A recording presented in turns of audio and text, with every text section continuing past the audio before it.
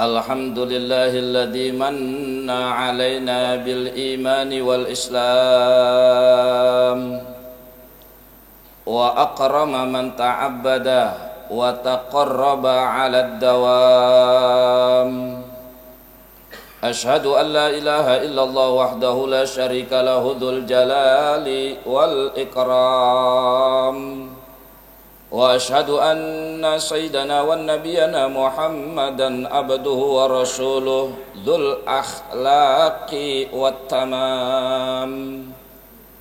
Allahumma salli wa sallim wa barik wa karrim ala khairil anam sayyidina Muhammad wa ala alihi wa sahbihi min yauminal an ila akhiriz zaman. Amma ba'du fa ya ibadallah, usikum wa nafsi wa iyaya bitaqwallah faqad fazal muttaqun. Faqala ta'ala a'udzu billahi minasy syaithanir rajim. Ya ayyuhalladzina amanu taqullaha haqqa tuqatih wa la tamutunna illa wa antum muslimun. Ma'asyiral muslimin, jamaah salat Jum'ah rahimakumullah. Dalam mengawali pertemuan ibadah Jum'ah siang hari ini, mari sama-sama selalu kita bersyukur kepada Allah Subhanahu wa ta'ala. Juga tidak lupa kita selalu sampaikan dan salawat kita kepada Rasulullah sallallahu alaihi wasallam dengan doa dan harapan. Mudah-mudahan dengan senantiasa terus kita bersyukur dan bersalawat, insya Allah akan menjadi wasilah kita senantiasa mendapatkan tambahan, berkahan, nikmat dari Allah Subhanahu wa ta'ala. Kemudian tidak lupa Al-Fakir menyampaikan wasiat takwa melalui lafaz usikum wa nafsi wa iyaya bitaqwallah. Yuk sama-sama selalu kita tingkatkan kualitas iman takwa kita kepada Allah, yakni terus kita berusaha semaksimal mungkin untuk menjalankan, melaksanakan apa-apa yang Allah perintahkan, dan juga terus kita berusaha semaksimal mungkin untuk meninggalkan, bahkan menjauhi apa-apa yang Allah larang. Mudah-mudahan kita bisa menjadi hamba yang istiqomah, dan akhirnya kita berharap keistiqomahan kita bisa mensampaikan kita kepada kematian yang husnul khatimah. Amin ya rabbal alamin. Ma'asyiral muslimin yang dimuliakan Allah, di antara yang kudu kita tingkatkan dalam keimanan sesuai dalam rukun iman, salah satu dalam rukun iman adalah amanna bil qadari khairihi wa syarrihi. Kita kudu yakin, percaya, beriman kepada takdir baik atau buruk itu minallah, dari Allah. Ma'asyiral muslimin yang dimuliakan Allah, kalau kita bicara soal takdir atau berkaitan keimanan, sudah barang tentu kita bicara khairun wa syarrun, kita pilihnya yang khairun, yang baik, yang enak. Walaupun kedua-duanya ini menjadi ujian, tapi dalam kacamata zahir manusia, orang kagak mau ketemu yang syarrun, jelek, buruk, sakit, nggak punya duit, keblangsa. Orang kagak kepengen. Makanya di dalam doa kunut, ketika kita baca doa yang kelima, waqina syarra ma qadait, itu kalau kata sebagian ulama fikih, wa yajuzu wa yuqallibu kaffaihi, dan boleh membalikkan kedua tangannya. Allahumma hdini fiman hadait, wa afini fiman afait, wa tawallani fiman tawallait, wa barik li fima atait, wa qini syarra ma qadait. Wa qini, singkirkan dari aku, wa qina, singkirkan dari kami, syarra ma qadait, ketentuanmu yang buruk. Saking ogahnya kita balikin tangan kita. Sebagian ulama fikih membolehkan, artinya itu sebagai isyarah bahwa kalau kita bicara yang syarrun, kita kagak kepengen semua. Makanya kalau kita bicara soal pada tingkat sahabat, aulia, asfiya, atqiya, kalau kita bicara rukun iman, kalau pada tingkat aulia, menurut para wali, takdir Allah itu kagak ada yang buruk, semuanya baik semua. Kenapa emang? Karena semua itu adalah minallah. Fakullu man ata minallah fahuwa khairun. Setiap perkara yang datang dari Allah, imma jelek imma bagus, pasti aslinya khairun, bagus. Makanya kalau kata makom wali, takdir itu kagak ada yang buruk, enak semua. Penyakitan enak, kagak punya duit enak, keblangsak enak. Tapi itu wali itu mah, wali itu mah. Artinya ini sebagai garis besar bahwa tetap kita kudu percaya, tapi secara umum kita pada ogah tuh ame yang buruk. Buktinya dalam doa kunut kita baca waqina syarra ma qadait. Bahkan dalam kunut nazilah lagi, tolak bala lagi, idfa'annal bala wal waba, dan seterusnya. Bicara bala musibah apapun itu namanya syarrun, keburukan dalam kacamata manusia. Makanya kalau dalam bahasa konteks Quran, kalau kata sebagian mufassirin, ada sikap yang kudu kita lakukan di saat mendapatkan musibah. Apa itu? Yang pertama, kembalikan kepada Quran. Dalam surah At-Taghabun di antara lain, kita kudu yakin itu bagian dari skenario Allah. Ma asaba min musibatin illa biiznillah. Sebesar dan sekecil apapun yang musibah kita terima, imma dalam urusan penyakit, imma urusan ekonomi, kita kudu yakin itu biiznillah, dengan izin Allah, kudrah iradahnya Allah. Maka kita kudu yakinin dan kita percaya inilah skenario Allah yang lagi Allah mainin. Dan kita kudu lapang dada. Kalau kita udah bicara i'tiqad, keyakinan, dan jaziman kita kudu mantap, maka kita kudu legowo. Nggak boleh lagi ada suudon ame Allah, nggak boleh kita ngured-ngured, apalagi uring-uringan ame Allah. Bagaimana sih, padahal tahajud udah, duha udah, baca waqiah udah, ngapain warung kagak laku-laku sini? Nggak boleh kita ngegerutuan begitu. Kenapa? Karena kita yakinin ini qadarullah. Tuh, kalau kita dapat musibah, kalau kata ahli tasawuf. Yang kedua, ketika kita dapat musibah, ujian, cobaan hidup yang kita lakukan, apa yang kita lakukan? Kembalikan dalam Al-Quran juga. Salah satunya dalam surah An-Nisa, ma asaba min hasanatin faminallah, wa ma asaba minkum min sayyi'atin famin nafsik. Yang kedua, kalau kita mendapat musibah dari Allah, intinya kita kudu ngaca, nego banyak dosa nih. Kenapa emang ketika kita dapat yang baik, kita buru-buru kembaliin kepada Allah. Allah yang luas, hadza min fadli rabbi, hadza min fadli rabbi, hadza min fadli rabbi. Tapi begitu kita lagi keblangsak, penyakit kagak baik-baik, ekonomi kagak nanjek-nanjek, bangkrut kagak mantep-mantep, kutik itu bilang, oh dosa gue banyak ini. Makanya kita dalam musibah, dalam apapun, buru-buru kembaliin kepada diri kita. Lagi jalan keserempet mobil, jangan kita ngegerutuan sama orang.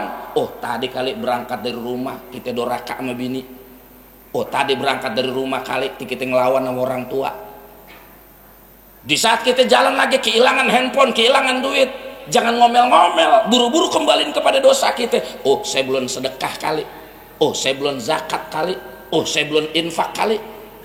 Itu namanya sadar diri dengan dosa, dan akhirnya nggak gampang nyalain orang. Itu namanya iktiraf ala nafsi, sadar sama dirinya bahwa dirinya punya dosa. Dan itu yang harus kita lakukan ketika kita bicara iman. Keburukan itu ada pada diri kita. Nanti sikap yang ketiga, kita kudu optimis.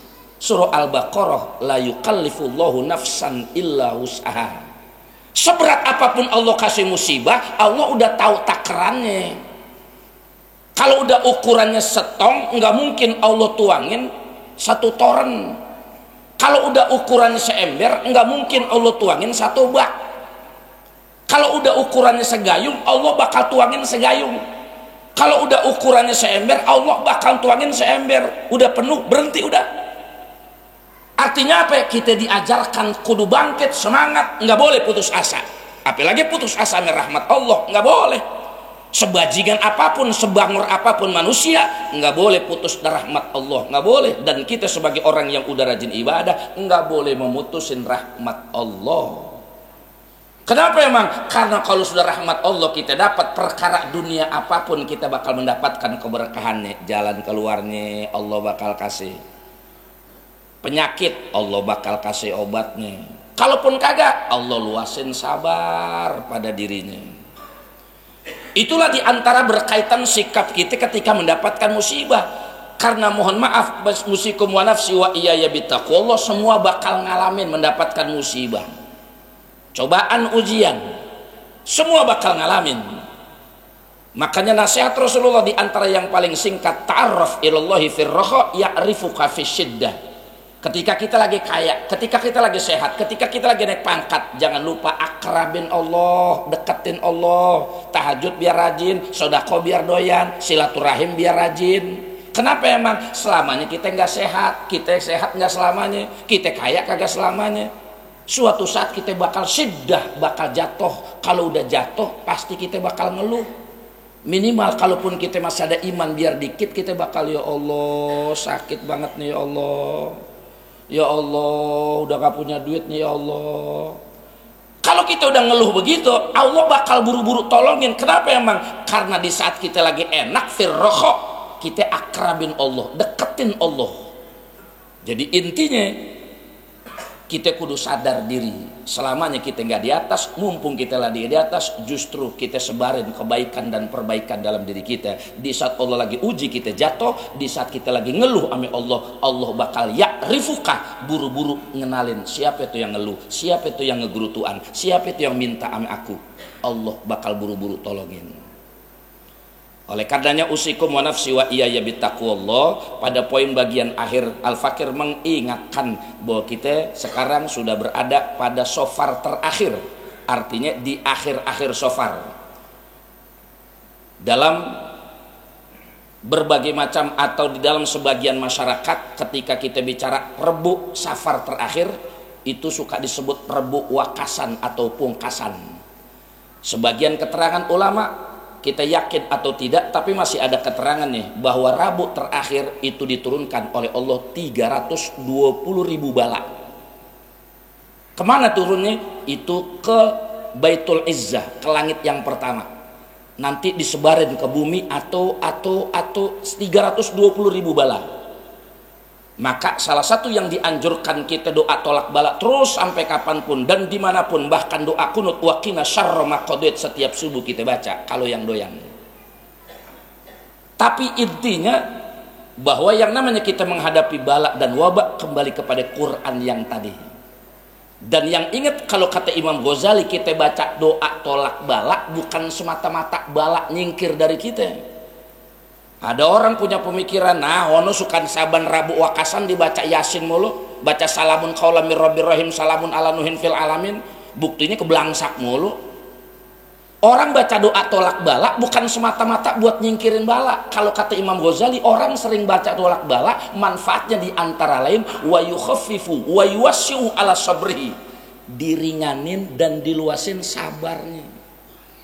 Orang kalau sering-sering baca doa tolak bala, sabarnya lebih ringan, sabarnya lebih luas, nggak gampang nguring-nguringan, nggak gampang ngegerutuan. Husnuzon ame Allahnya cakep, husnuzon ame orangnya cakep.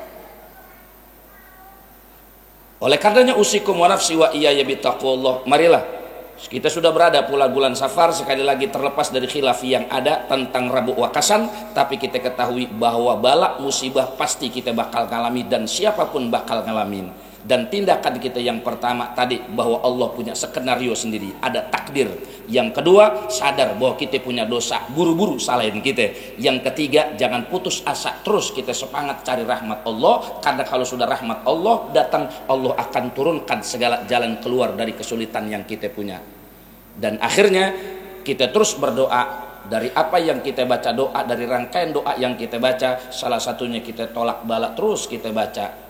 Kita minta dijauhkan dari segala bala, karena sekali lagi diniatkan bahwa kita baca doa tolak bala bukan semata-mata kita kagak percaya bahwa itu akan mendatangkan hikmah, tapi kita khawatir iman kita yang gak kuat. Mudah-mudahan insya Allah melalui khutbah Jum'ah yang singkat ini kita senantiasa menjadi hamba-hamba pilihan Allah Subhanahu wa Ta'ala, yang akhirnya kita berharap mudah-mudahan Allah senantiasa memberikan kebaikan dan perbaikan pada diri kita semua, dan akhirnya kita berharap mudah-mudahan Allah senantiasa memberikan takdir kita yang baik, ketentuan hidup kita yang baik, dan akhirnya kita mendapatkan kebaikan dunia sampai akhirat. Dan kita berdoa buat anak-anak kita semua, zuriyah kita semua, keturunan kita semua, anak-anak kita semua. Mudah-mudahan anak-anak kita dijadikan anak-anak yang soleh dan solehah, diberikan penjagaan oleh Allah zahiran wa batinan, ajilan wa ajilan, dan akhirnya insya Allah andai kata kita sebagai orang tua mati duluan, mudah-mudahan anak kita tetap istiqomah, tunduk, patuh dalam syariat, yang akhirnya insya Allah anak-anak kita ngegirangin kita bukan dunia kita, tapi kuburan kita digirangin oleh anak-anak kita semua dengan kesolehan dan kesolehan anak-anak kita semua. Mudah-mudahan keluarga kita menjadi keluarga yang sakinah, mawaddah, warahmah. Dan juga jangan lupa doain para pemimpin-pemimpin kampung, wilayah, bangsa yang kita cintai ini, para ulama, umara, terkhusus pejabat aparat kita semua. Mudah-mudahan senantiasa pejabat aparat kita diberikan taufik hidayah, taufik hidayah, taufik hidayah, yang akhirnya semua pemimpin kita ditanamkan rasa takut kepada Allah Subhanahu wa Ta'ala, dan akhirnya mereka tidak akan sembarangan menzolimi rakyatnya, menzolimi orang yang di bawah, dan akhirnya insya Allah negara kita ini akan benar-benar terwujud menjadi baldatun thayyibatun wa rabbun ghafur, dan hidup kita insyaallah akan mendapatkan ridha berkah dari Allah Subhanahu wa Ta'ala. Amin ya rabbal alamin. Inna hasanal kalam kalamullahi malikil alam wa bikauni yatadil muhtadun. A'udzu billahi minasy syaithanir rajim. Bismillahirrahmanirrahim. Wal 'asri innal insana lafi khusrin illa alladziina aamanu wa 'amilus shalihati wa tawassaw bil haqqi wa tawassaw bis sabr. Barakallahu li wa lakum bima fi minal ayati wa dzikril hakim wa taqabbala minni wa minkum tilawatahu innahu was-sami'ul 'alim. Aqulu qawli hadza wa astaghfirullaha li wa lakum wa li sairil mu'minin wal mu'minat wal muslimin wal muslimat fastaghfiruhu innahu wal ghafurur rahim. Taqabbal.